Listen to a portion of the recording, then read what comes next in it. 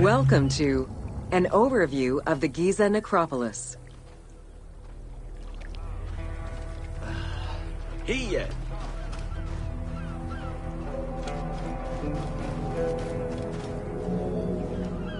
The Giza Plateau is located on the west bank of the Nile and was considered by ancient Egyptians as the domain of the dead. The pyramidal complexes found there were built over the span of 3 generations, during the reign of Khufu, Khafre, and Menkaure.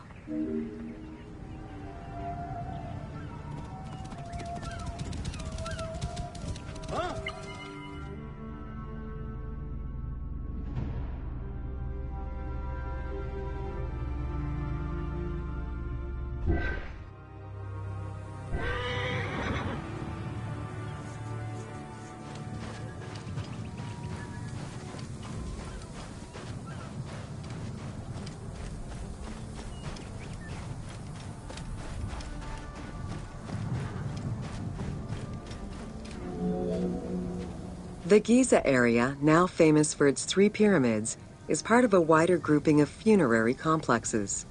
Rulers from this period generally elected to be buried in the area. The focal point of the entire region was the city of Memphis, chosen as the capital of Egypt at the beginning of the Old Kingdom.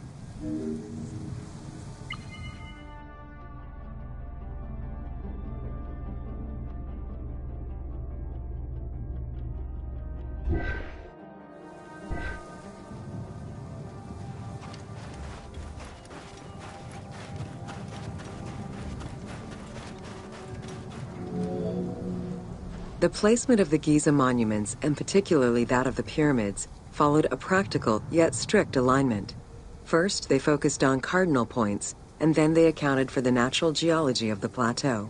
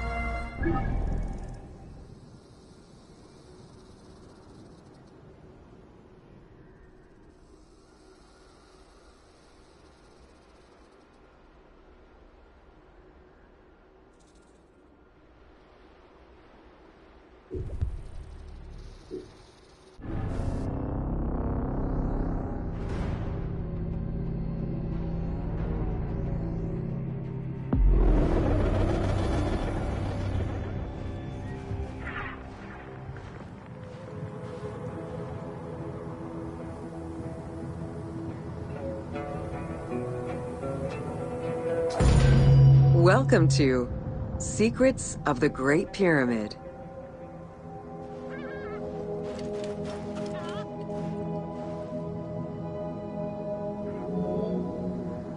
Built around 2550 BCE, the Great Pyramid of Giza is considered one of the most iconic structures of Egypt. It is the biggest of the pyramids and the only one of the 7 wonders of the ancient world still standing. The numbers associated to the Great Pyramid of Giza are impressive. A workforce of over 20,000 people, 6 million tons of stone, and 20 years of construction. It was a massive undertaking for a pharaoh's tomb.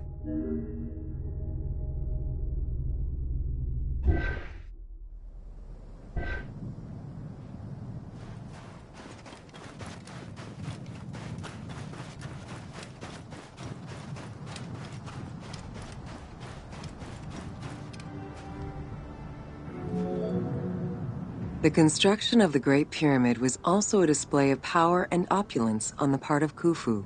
It is part of the pharaoh's vast funerary complex, which also includes 2 temples, 3 satellite pyramids, a causeway, and a builder's necropolis. We can guess that the intent behind the construction of these monuments was Khufu's way of declaring himself one of the most powerful pharaohs to rule a unified Egypt.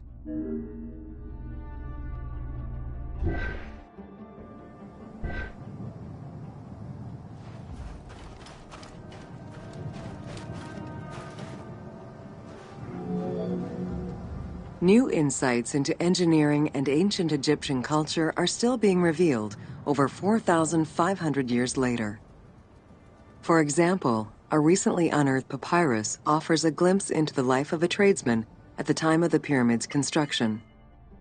Also, a logbook belonging to a team leader during the building gives details on the craftsmen, their work schedules, and the raw materials required.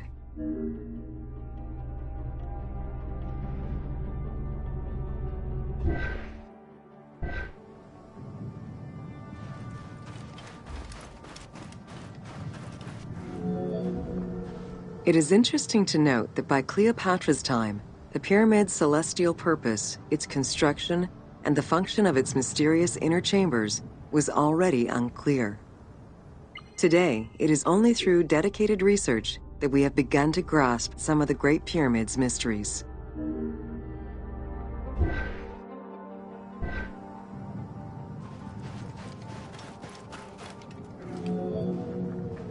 The Egyptians had polished their design for centuries by the time work on the Great Pyramid began. Intended as a tomb for Khufu, the Great Pyramid's structural design has been considered to be nearly perfect by engineers and historians ever since.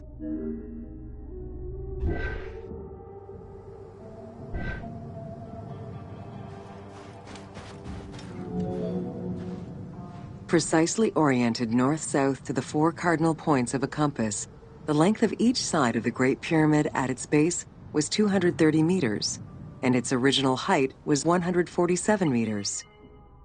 The pyramid is a mere 0.05% error away from being a perfect square.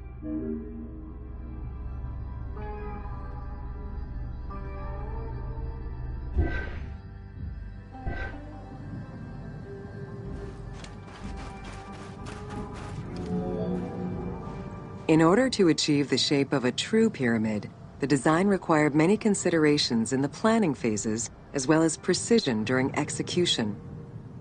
It was especially critical that they control the angle of inclination on all sides at every stage of construction.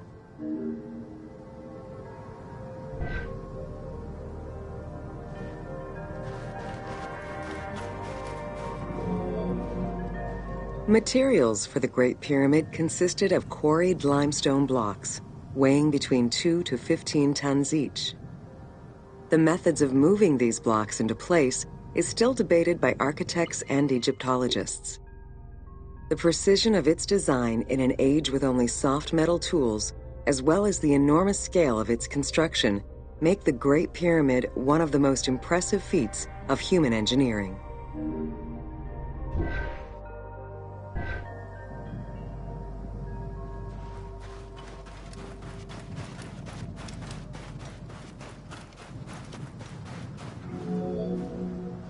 It's estimated that it took between 600,000 and 2 million blocks of stone to build the Great Pyramid. Experts calculate it would have required men to move 12 blocks every hour around the clock for 20 years to place the 2.3 million stones the monument is made of.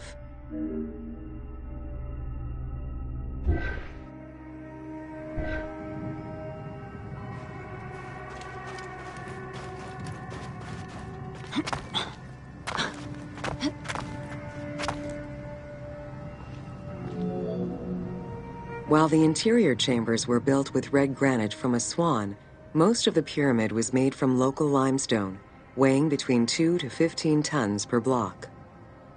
There is debate on how the pyramid stones were moved into place. Recent research is exploring the idea that it was built around a large interior ramp.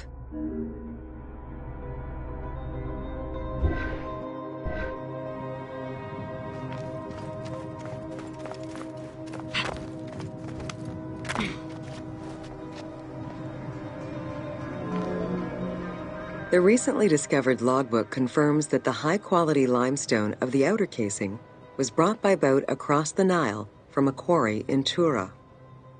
Once complete, the smooth white polished stone of the Great Pyramid would have reflected the sunlight like a beacon, earning it the name the Horizon of Khufu.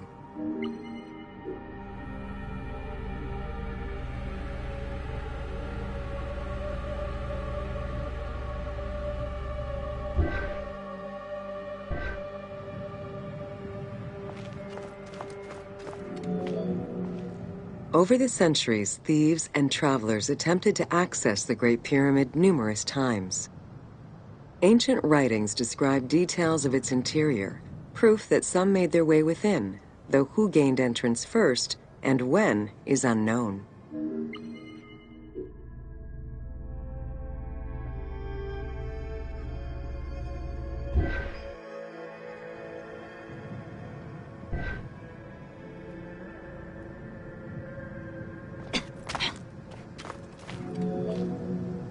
The main entrance of the Great Pyramid is located 17 meters above ground level.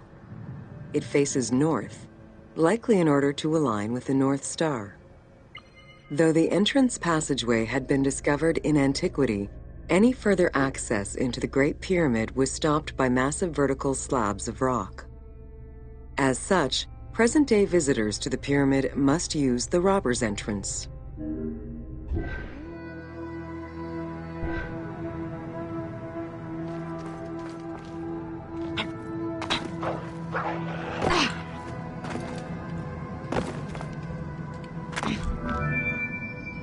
The robber's entrance is reported to have been opened in the 9th century by Caliph al-Mamun. In search of treasure, the Caliph had his men dig their way inside the Great Pyramid. The most likely scenario is that they enlarged a corridor which had been created by tomb robbers during antiquity. As such, this is how the team can justify access to this wonder.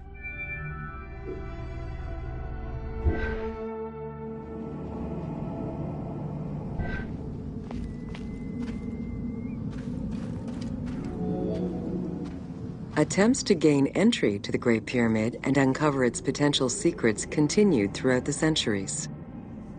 In the 19th century, the belief that another entry existed at the south side resulted in a hole being blasted into the pyramid's side, with no results for the damage that was done.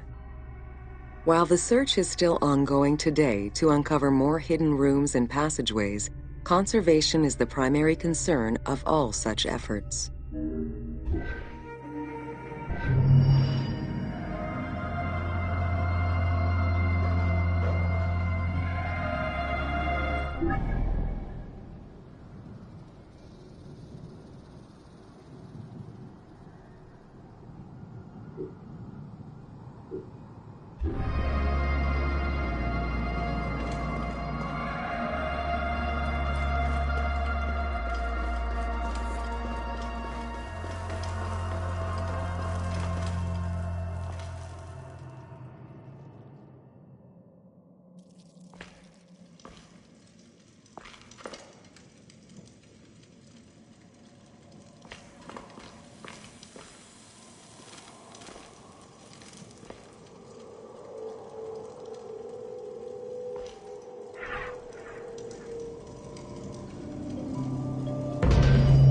Welcome to the Great Pyramid of Giza, Upper Chambers.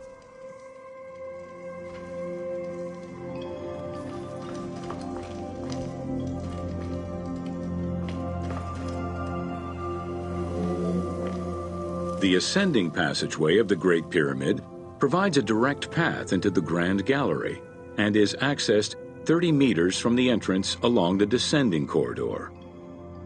Both corridors have similar dimensions and are designed with the same 26-degree incline.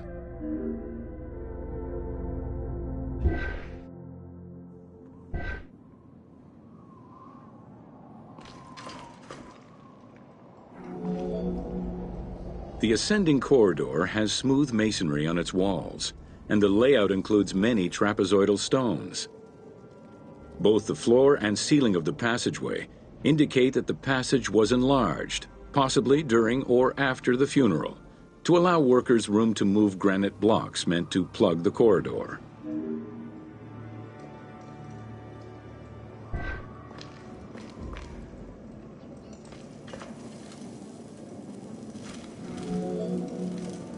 The Grand Gallery's purpose is still debated among experts. It may have been intended to align with the stars, act as a buffer to protect the king's chamber, or simply to facilitate the transport of the granite blocks used inside the pyramid. Access to the Queen's chamber was at the beginning of the Grand Gallery.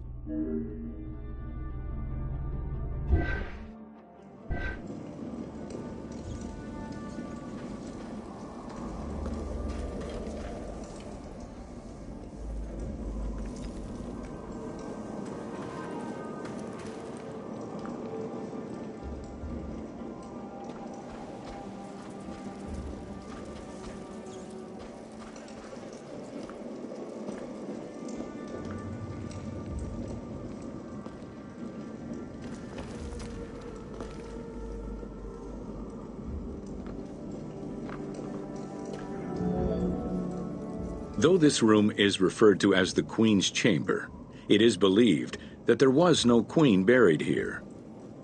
Based on their knowledge of earlier pyramids, Egyptologists believe it was more likely intended as the king's serdab, a chamber meant to contain the Ka statue, which would in turn house the king's spirit.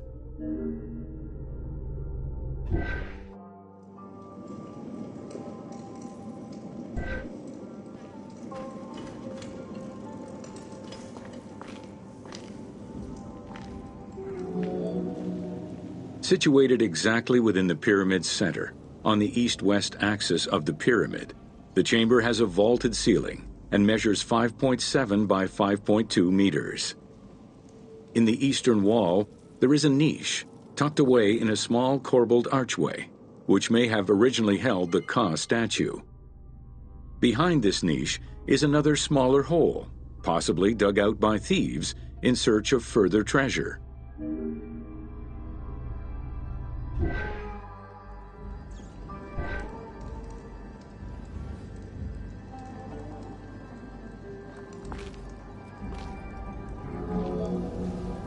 In the 19th century, two shafts were found running through the north and south walls. They each run in a horizontal line for 2 meters before sloping upward, and both are closed off with limestone blocks fitted with copper handles. Whether they were intended as ventilation shafts for workers or a celestial connection for the pharaoh's spirit is unconfirmed.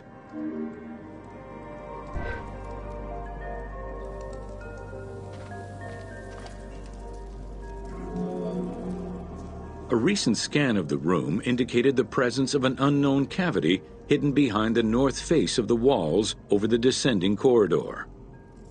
Further investigation is still ongoing to ascertain the nature of the anomaly, so as to avoid risking damage to the monument.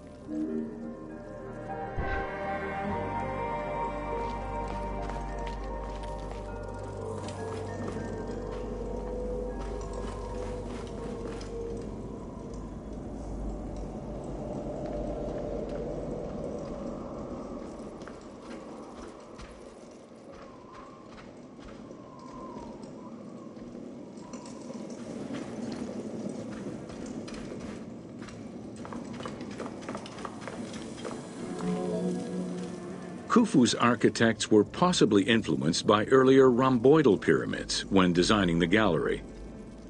It is the longest corbelled vault ever built, measuring 47 meters long and 8.6 meters high. The walls were made to taper inward, allowing for better distribution of weight. As a result, the ceiling measures just over 1 meter wide at its highest point.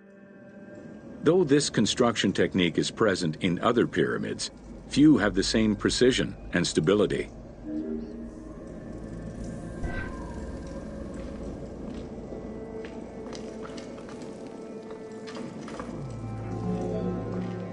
While the space is visually dramatic, the gallery seemed to serve a practical function, though what exactly remains uncertain.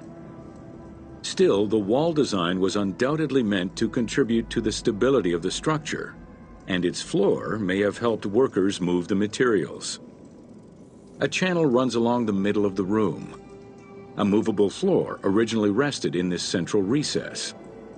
The raised benches on either side are equipped with slots that may have been used to help position the granite blocking stones.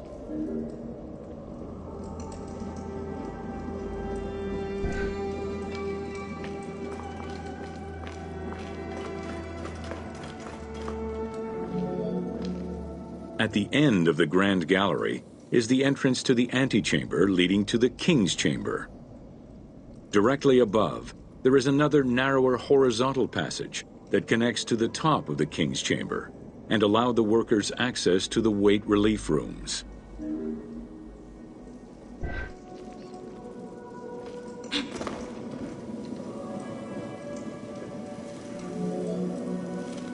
The far end of the Grand Gallery leads to a small antechamber with a portcullis, preventing access to the King's Chamber.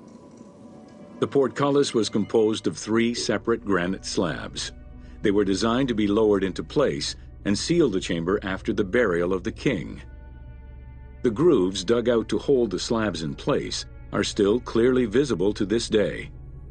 The elaborate locking system was composed of a series of grooves for the ropes and pulleys that dropped the stones into place like the notches on a key.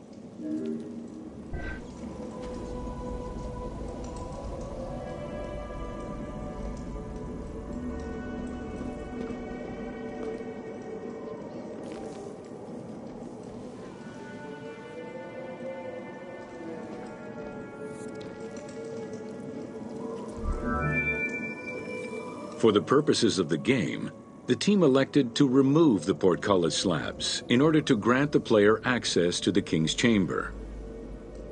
In reality, workers would have backed out of the room after the funeral, lowering each slab into place behind them one at a time. Each of the 3 stones were smashed by looters centuries later, and evidence of their break-in is still evident.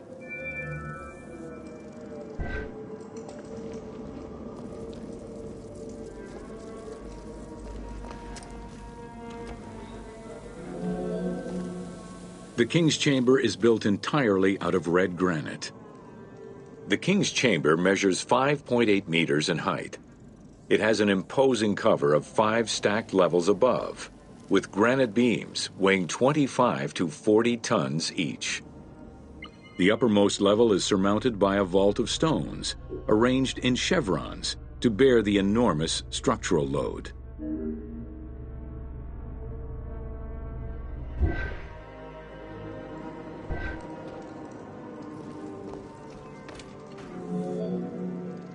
As in the Queen's Chamber, 2 shafts extend out from the room towards the north and south faces of the pyramid. They measure nearly 64 meters until they are blocked by copper-handled granite plugs. Some experts in the culture of the Old Kingdom believe that the shafts were thought to lead the king's soul to the stars, with the incarnation of the pharaoh as the god Ra, represented by the northern well, and the god Horus by the southern well.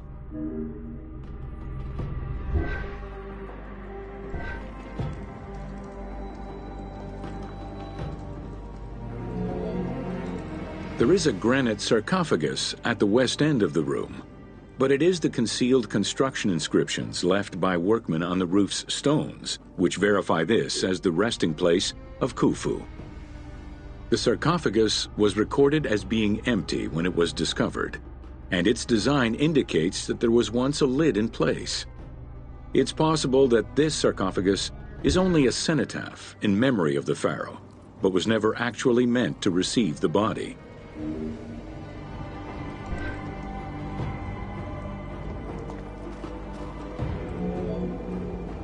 Khufu's mummy was never found. It is hoped that as of yet undiscovered hidden rooms and shafts of the pyramid may provide an answer as to its location.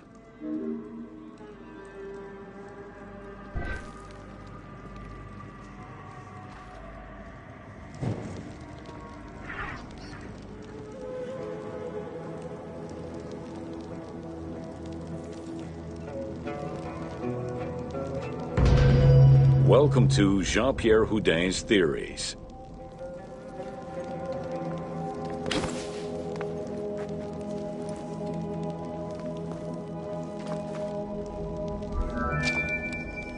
The team wanted to provide players with a sense of exploration and discovery, particularly within the Great Pyramid.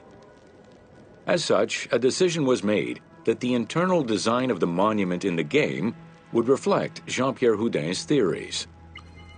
While the antechambers of the king's tomb have yet to be discovered, Houdin posits that this is merely due to a unique design, placing the pharaoh's tomb at the center of the pyramid.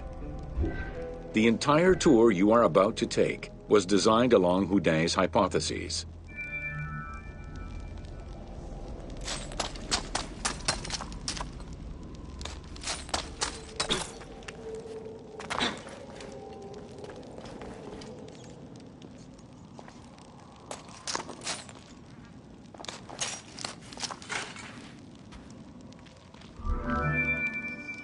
While respecting Houdin's hypothesis as to the general layout of the antechambers, the team wanted the contents to enhance the game experience. In regular royal tombs, the antechambers were filled with all the material goods needed by the pharaoh in the afterlife. To support the feelings of discovery and awe, the art team created a unique and fantastical treasure in this second antechamber.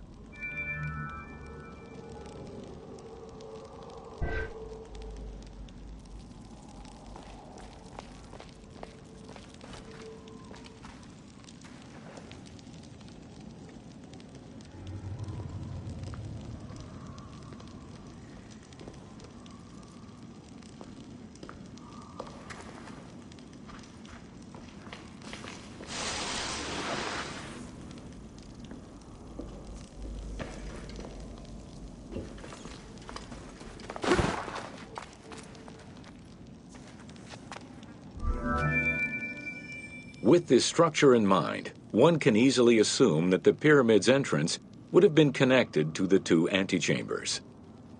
Modern research has revealed that a cavity might be located behind the north face chevrons of the pyramid.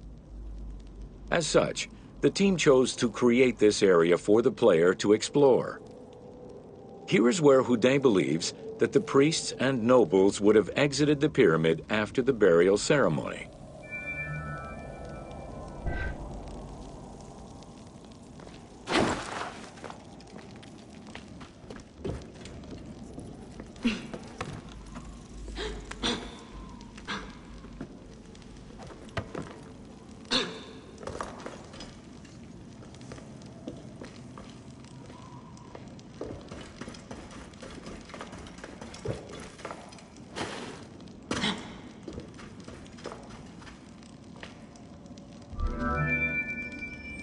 Many theories regarding the construction of the Great Pyramid rely on the usage of external ramps.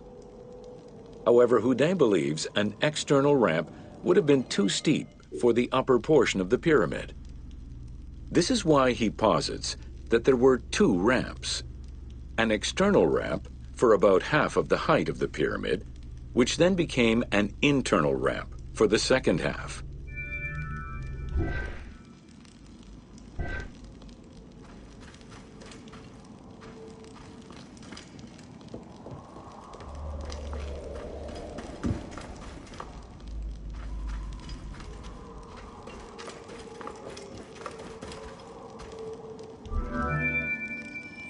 Houdet's theory states that this internal ramp followed the sides of the pyramid in an ascending spiral pattern. A notch discovered in the edge of the Great Pyramid, known as Bob's Room, seems to support this theory.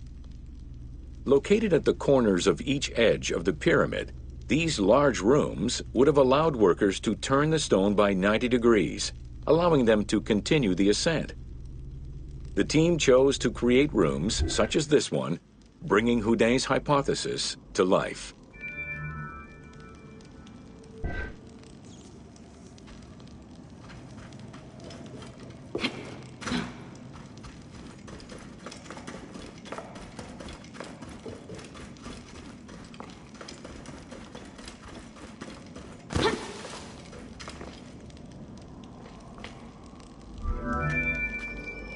This long corridor was the first section of the ascending internal ramp. Through it, the blocks used to build the Great Pyramid would have been carefully moved upward and then turned at each edge of the pyramid in order to continue their ascent. Though the team only created the main ramp for the game, Houdet posits that this ramp had two levels, allowing workers to return safely to the bottom thanks to an additional corbelled upper section.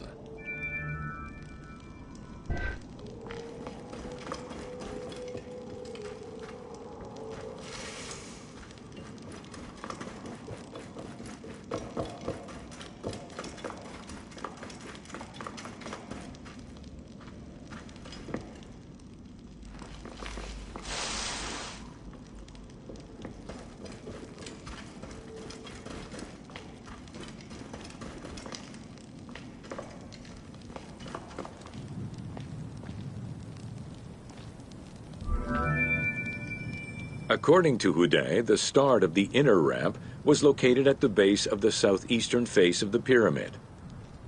This location would have been the junction point of the external and internal ramps. Below us, workers would have built the lower part of the pyramid with the external ramp before eventually switching to the internal ramp for the middle and upper sections of the pyramid. At that time in the process, they could have reused the material of the external ramp to fill the center of the pyramid, hauling the stones in through the internal ramp.